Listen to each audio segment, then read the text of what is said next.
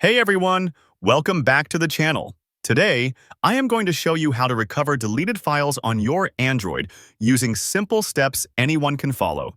Let us get started. Step 1. Check the trash bin.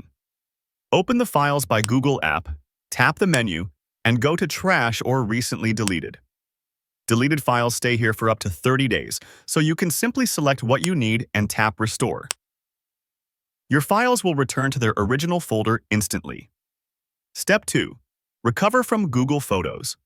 If you deleted photos or videos, open Google Photos, go to Library or Collection, then Trash, and look for your items, and restoring them is just one tap. Step 3. Use a recovery app. Head to the Play Store and install Disk Digger. Grant storage access, run a quick scan, and preview the files it finds. You can recover photos and other files easily, and you don't need root for basic recovery.